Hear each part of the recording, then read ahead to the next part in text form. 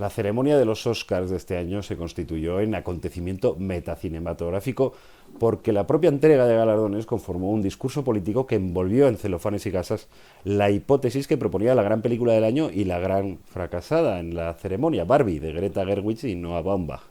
Porque la película no trata principalmente de la cuarta revolución feminista ni de la presión y obligaciones que los nuevos patrones de feminidad imponen a las mujeres, que también, sino sobre todo de las masculinidades desencuadernadas que el feminismo ha propiciado y las dificultades del hombre para reconstruirse desde una perspectiva igualitaria que no descanse en la anulación ni en el dominio. Por eso la estrella del asunto es nuestro atribulado Ken, Ryan Gosling, que no sabe muy bien cómo hacer y acaba huyendo hacia el pasado, hacia el patriarcado, no porque la respuesta le resulte más grata, sino porque le resulta más sencilla. Nuestro Ken Fucsia es la antítesis de Robert Oppenheimer, el hombre ensimismado.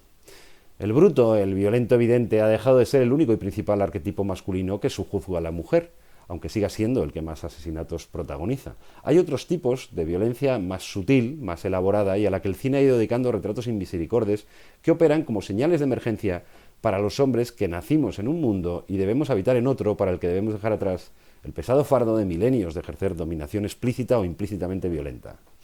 Cuestiones a menudo banales seguimos pasándolas por alto, como por ejemplo que los historiadores aún discutan si la democracia moderna empieza con la Revolución Americana o con la francesa, pese a que la mitad de la población, las mujeres, no tuvo derecho de sufragio hasta bien entrado el siglo XX. Un detallín que, vaya por Dios, se pasa a menudo por alto. En Francia se reconoció el derecho a voto de la mujer en 1945, nos recuerda el veterano Nicolas Sartorius en su último libro, el magnífico ensayo La democracia expansiva.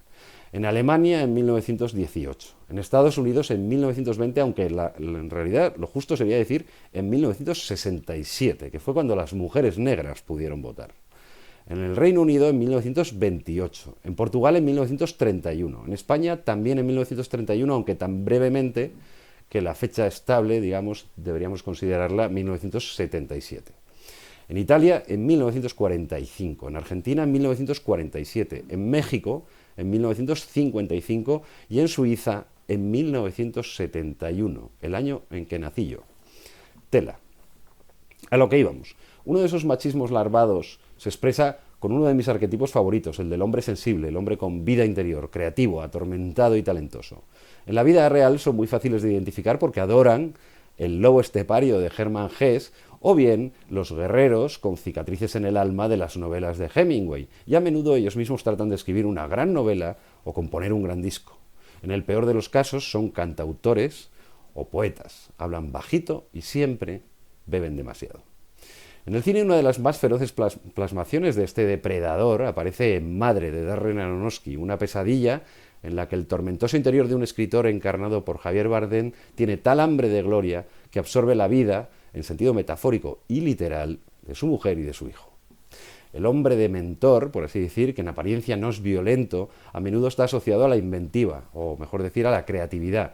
El sentido del deber o el exceso de responsabilidad son la coartada de su toxicidad y egomanía, de modo que no es extraño que Robert Oppenheimer hable tan bajito y a la vez tenga una esposa como quien tiene un tocadiscos o una tostadora. Y lo mismo vemos en la biografía del astronauta Neil Armstrong, titulada First Man,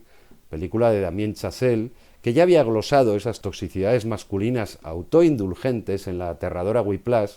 con el pretexto de la excelencia musical, claro que sí. Nadie diría que hablamos de retratos de maltratadores, pero así es.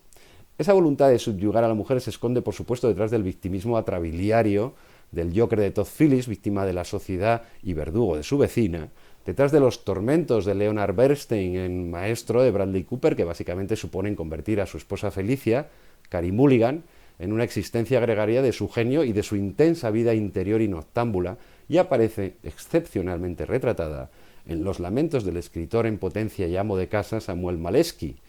interpretado por Samuel Theiss en Anatomía de una caída de Justine Triet. Malesky muere en el primer minuto de la película y la reconstrucción de las circunstancias de su muerte, de la que es sospechosa su esposa, la también escritora Sandra Boiter, la actriz Sandra Hüller, extraordinaria, nos llevará hasta la discusión de ambos en la cocina el día previo, una bronca en torno a su incapacidad para desembarazarse de las obligaciones cotidianas contraídas cuando decidió trasladarse con su mujer y su hijo a su pueblo natal en los Alpes franceses y arreglar una casa para alquilar habitaciones rurales. los celos artísticos de su mujer, porque ella escribe en vez de pensar en escribir, y la autocompasión de Samuel son elocuentes del daño que ha hecho el mito del creador, afligido por el combate wagneriano de sus musas y sus demonios. Sin aspavientos de thriller y apoyada en un disciplinado naturalismo, Triet se las arregla para arrojar uno de los retratos más elocuentes de la pasivo-agresividad masculina que atosiga a las mujeres y que envuelve el mito romántico del artista y de sus tormentos, casi siempre excusa para subordinar el mundo exterior a su bullicioso mundo interior y a la llamada de la gloria.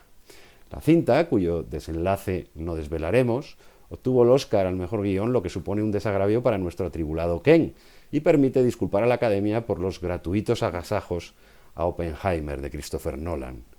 En todo caso, conviene aprender la lección. Si encontráis una novela de Hemingway y no digamos una guitarra en el cuarto de vuestro pretendiente, simplemente corred.